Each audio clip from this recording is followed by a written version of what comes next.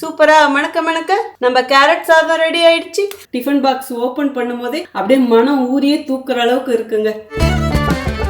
நீங்க எப்பயுமே செய்யற ஸ்டைல செய்யாம கேரட் சாதம் இந்த ஸ்டைல செஞ்சு கொடுத்தீங்கன்னா கேரட்டே பிடிக்காதவங்க கூட சாப்பிடுவாங்க. நான் செய்யற வெரைட்டி சாதம் எல்லாமே நீங்க ஹோட்டல் வச்சிருந்தாலும் செய்யலாம், இல்ல வளகாப்பு அந்த மாதிரி ஃபங்க்ஷன் இருந்தா கூட செய்யலாங்க. Hi friends, welcome to cook with Sangeetha. இன்னைக்கு நம்ம பார்க்க போகிறது கேரட் சாதம். ஆமாங்க, லஞ்ச் பாக்ஸ் ரெசிபியாக கேரட் சாதம் தான் செஞ்சு கட்ட போகிறேன். நம்ம பசங்க பொரியலாக செஞ்சு கொடுத்தா கேரட் சாப்பிட மாட்டாங்க. பட் நான் செஞ்சு காமிக்கிறேன் இதே ஸ்டைல்லே கேரட் சாதம் செஞ்சு கொடுங்க, ரொம்ப விரும்பி சாப்பிடுவாங்க. இந்த கேரட் சாதத்தை ரொம்ப எளிமையான முறையில் சங்கீதா ஸ்டைலில் செஞ்சு காட்ட போகிறேன். நம்ம சேனலை யாரெல்லாம் இன்னும் சப்ஸ்கிரைப் பண்ணலையோ சப்ஸ்கிரைப் பண்ணுங்க. ப்ளீஸ் கீழே இருக்கிற பெல் பட்டன்லாம் மறக்காம ஆள் கொடுங்க. அப்போதான் நான் போடுற வீடியோ உங்களுக்கு உடனே வரும். வாங்க இப்போ எப்படி செய்யறதுன்னு பார்க்கலாம்.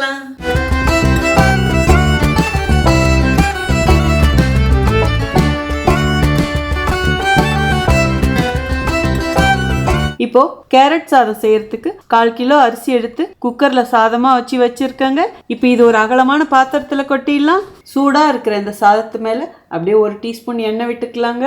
இப்போ இந்த சாதத்தை நல்லா கிளறி கொடுத்துடலாம். சூடா இருக்கும் போதே எண்ணெய் ஊற்றும் போதும் சாதம் ஒன்னோடு ஒன்று ஒட்டாம நல்லா உதிரியா இருக்குங்க. நான் இந்த சாதம் வைக்கும் போதே அதில் 1 டீஸ்பூன் எண்ணெயும் கொஞ்சமாக உப்பும் சேர்த்து தாங்க வேக வச்சேன். நான் எடுத்துருக்கிற அரிசி சோனா மசூரி அரிசிங்க.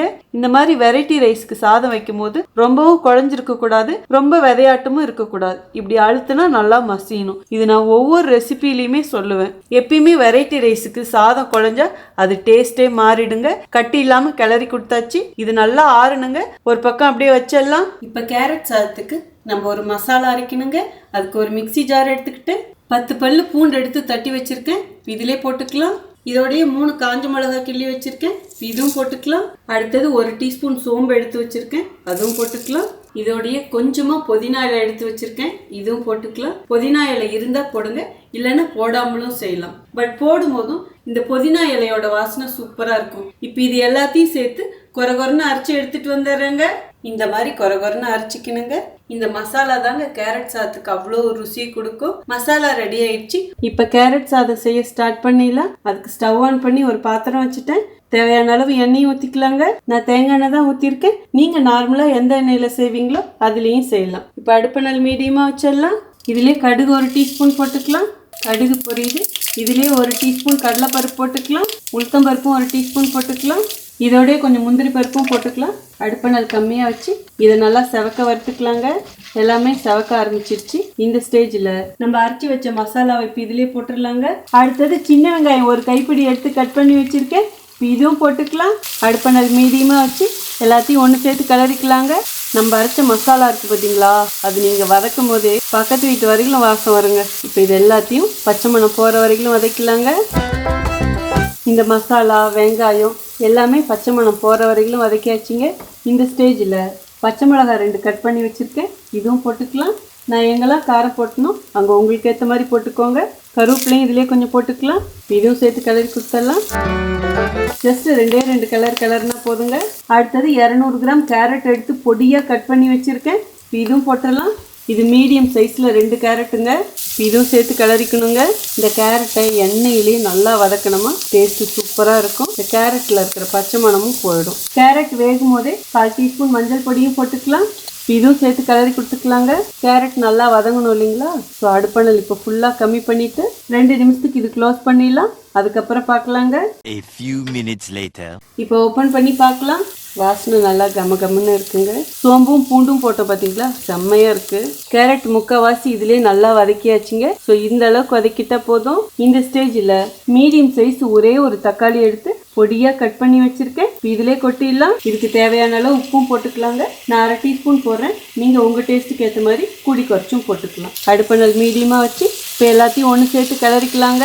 ஒரே ஒரு தக்காளி போடணுங்க, போட்டால் தான் நமக்கு நல்லா தொக்கா வருங்க. அப்போ தான் லஞ்ச் பாக்ஸ்க்கு இந்த சாதம் எடுத்துகிட்டு போகும்போது ரொம்ப ட்ரையாக இல்லாமல் நல்லா ஜூஸியாக இருக்கும். இப்போ இந்த தக்காளியும் நல்லா வதங்கணும். ஸோ இந்த ஸ்டேஜில் கொஞ்சமாக தண்ணி ஊற்றிக்கலாங்க. ஒரே ஒரு கிளறிக்கலாம். இதெல்லாம் ஒன்று சேர்ந்து நல்லா வேகணுங்க. ஸோ அடுப்பணல் ஃபுல்லாக கம்மி பண்ணிவிட்டு 2 நிமிஷத்துக்கு இது க்ளோஸ் பண்ணிடலாம். அதுக்கப்புறம் பார்க்கலாங்க. ஆனால் இடையில ஒரு வாட்டி பார்த்து கிளறி கொடுத்துக்கோங்க. இப்போ ஓப்பன் பண்ணி பார்க்கலாம். நல்லா வெந்துட்டு எண்ணெய்லாம் கசிஞ்சு வந்துருச்சு. ஸோ இந்த அளவுக்கு வதக்கிட்டா போதுங்க. இப்படி நல்லா தொக்காக இருந்தால் தான் டேஸ்ட்டு சூப்பராக இருக்கும். அவ்வளோதாங்க, கேரட் சாதத்துக்கு நமக்கு தொக்கு ரெடி ஆயிடுச்சு. இப்போ ஸ்டவ் ஆஃப் பண்ணிடலாம். நம்ம சாதம் ஆற வச்சுருந்தோம் இல்லைங்களா, அதை இப்போ ஒரு வாட்டி கட்டி இல்லாமல் உடச்சி கொடுத்துடலாம். பாருங்க, நல்லா உதிரி உதிரியாக இருக்குது. இப்படி தான் இருக்கணும். நம்ம கேரட் தொக்கை இப்போ இதிலே கொட்டிடலாம். இதிலே 1/2 டீஸ்பூன் நெய்யும் ஊற்றிக்கலாம். நெய் ஊற்றுறது ஆப்ஷனல் தான், பட் ஊற்றுனீங்கன்னா ரொம்ப சுவையாக இருக்கும். இதிலே கொஞ்சம் கருவேப்பிலையிலையும் தூவிக்கலாம். பச்சை மிளகாய் 2 கட் பண்ணி வச்சுருக்கேன், அதுவும் தூவி விட்டுக்கலாம். பச்சை மிளகாய் சும்மா ஒரு டேஸ்ட் ஃப்ளேவருக்காக தாங்க, விருப்பப்பட்டால் போடுங்க, இல்லைன்னா பரவாயில்ல. லாஸ்ட்டாக அப்படி போடும் போதும் காரம்லாம் வராது. இதோடைய பொடியாக கட் பண்ண கொத்தமல்லி இலையும் அப்படியே தூவி விட்டுக்கலாங்க. அவ்வளோதாங்க, 2 கரண்டி வச்சு இப்போ எல்லாத்தையும் கிளறி கொடுத்துடலாம். நம்ம பண்ண தொக்கோட அளவு 1/4 கிலோ சாதத்துக்கு கரெக்டாக இருக்குங்க. நான் எப்பயுமே சொல்கிறது தான், நான் செய்கிற வெரைட்டி சாதம் எல்லாமே நீங்கள் ஹோட்டல் வச்சுருந்தாலும் செய்யலாம், இல்லை வளகாப்பு அந்த மாதிரி ஃபங்க்ஷன் இருந்தால் கூட செய்யலாங்க. நீங்கள் கேட்ரிங் வச்சு நடத்தினா கூட இப்போ இந்த ஸ்டைலில் தொக்கு மாதிரி செஞ்சு அதுக்கப்புறம் இந்த கேரட் சாதத்தை செஞ்சு பாருங்கள். கண்டிப்பாக எல்லாருமே எப்படி செஞ்சீங்கன்னு சொல்லிட்டு விரும்பி வாங்கி சாப்பிடுவாங்க. கீழே இருக்கிறதெல்லாம் நல்லா மேலே எடுத்து கொடுத்து மிக்ஸ் பண்ணிக்கணுங்க. எல்லாமே நல்லா மிக்ஸ் பண்ணியாச்சு. மிக்ஸ் பண்ணிவிட்டு இப்போ ஒரு வாட்டி உப்பு கரெக்டாக இருக்கான்னு பார்த்துக்கோங்க. உங்களுக்கு தகுந்த மாதிரி அட்ஜஸ்ட் பண்ணிக்கோங்க. அவ்வளோதாங்க, சூப்பரா மணக்க நம்ம கேரட் சாதம் ரெடி ஆயிடுச்சு. வாங்க எப்படி இருக்குன்னு டேஸ்ட் பார்த்தரலாம். இப்போ எப்படி இருக்குன்னு டேஸ்ட் பார்க்கறதுக்கு முன்னாடி தேவையான டிப்ஸ் கொடுத்துட்றாங்க. ஸோ கேரட் சாதம்னா நிறைய பேர் சாப்பிட மாட்டாங்க. இந்த மாதிரி சின்ன சின்ன வித்தியாசங்களோட செஞ்சு கொடுக்கும் போதும் ரொம்ப விரும்பி சாப்பிடுவாங்க. இதுக்கு மெயினாக டிப்ஸ்ன்னு பார்த்தீங்கன்னா, நம்ம அரைச்ச மசாலா ரொம்ப முக்கியம். இந்த கேரட் சாதத்துக்கு நல்ல ஒரு ருசியும் கொடுக்கும், நல்லா ஜூஸியாகவும் இருக்கும் இந்த சாதம். ஸோ கேரட்டும் நல்லா பொடியாக கட் பண்ணிக்கணுங்க. அப்போதான் நமக்கு லஞ்ச் பாக்ஸுக்கெல்லாம் செய்யும் போது சீக்கிரமாக வேகும். இதுக்கு நம்ம மசாலா அரைச்சோம் பார்த்தீங்களா, அதில் பூண்டு கொஞ்சம் அதிகமாக போடுங்க, அப்போ டேஸ்ட் நல்லா சூப்பராக இருக்கும். இஞ்சிலாம் போட வேண்டாம், காரம் மட்டும் உங்கள் டேஸ்ட்டுக்கு ஏற்ற மாதிரி போட்டுக்கோங்க. பட் நான் போட்ட அளவு பார்த்தீங்கன்னா சின்ன பசங்க கூட சாப்பிடலாம், ரொம்ப காரமாக இருக்காது. பட் இருந்தாலும் உங்கள் வீட்டு ஆளுங்களுக்கு தகுந்த மாதிரி நீங்கள் மிளகாயை கூடி குறைச்சி போட்டுக்கணும். ஸோ லாஸ்ட்டாக இதில் பச்சை மிளகாய் அப்படியே கட் பண்ணி தூவி விட்டு அது ஒரு நல்ல ஃப்ளேவர் கொடுக்குங்க, ஆனால் காரம் வராது. அதே மாதிரி கடைசியாக நெய் ஊற்றும் போதும் நல்ல மனமா இருக்கும். லஞ்சுக்கெல்லாம் கொடுத்து விடும் போது டிஃபன் பாக்ஸ் ஓபன் பண்ணும் போதே அப்படியே மனம் ஊரியே தூக்குற அளவுக்கு இருக்குங்க. ஸோ வீடியோவில் நான் சொன்ன அளவு குறிப்பு அப்படியே ஃபாலோ பண்ணீங்கன்னா கண்டிப்பா சொல்றேன், சூப்பரா வருங்க. ஒரே ஒரு தக்காளி மட்டும் போடுங்க, அப்புறம் இதோட சுவை எப்படி இருக்குன்னு நீங்களே சொல்லுங்க. ஸோ எப்பயுமே ஒரே மாதிரி செய்யாம இந்த மாதிரி சின்ன சின்ன வித்தியாசங்களோட செய்யும் போதும் அவ்வளோ சுவையா இருக்குங்க. நாக்கோட சுவையை சுண்டி சுண்டி இழுக்குங்க. ஸோ இந்த அளவு தெரிஞ்சுக்கிட்டாலே சூப்பரா இந்த ஹெல்த்தியான கேரட் சாதம் செஞ்சிடலாங்க. இப்போ எப்படி இருக்குன்னு டேஸ்ட் பார்த்தலாம். இதுக்கு தொட்டுக்குன்னு பார்த்தீங்கன்னா உருளைக்கிழங்கு வறுவல் இருந்தால் ரொம்ப சூப்பராக இருக்கும். ஆனாலும் எதுவுமே இல்லாமல் சாப்பிட்டாலே அவ்வளோ அஸ்தலாக இருக்குங்க.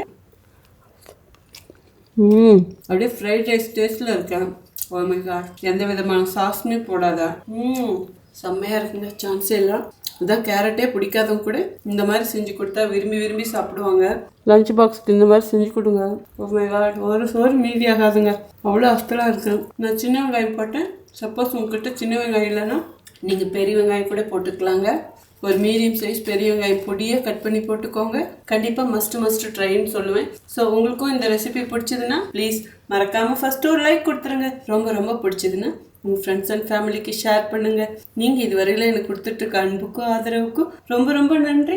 உங்களுக்கு என்ன ரெசிபி வேணுமோ ப்ளீஸ் அதுவும் கமெண்ட் பாக்ஸில் சொல்லுங்கள். இன்ஸ்டாகிராம், ஃபேஸ்புக்லேயும் குக் வித் சங்கீதா பேஜஸ் இருக்குது, அதுவும் அப்படியே லைக் பண்ணி ஃபாலோ பண்ணிக்கோங்க. இதே மாதிரி அடுத்த ஒரு சூப்பர் ஸ்பெஷல் வீடியோவில் உங்களை சந்திக்கிறேன். Until then, see you. Bye-bye. Love you all.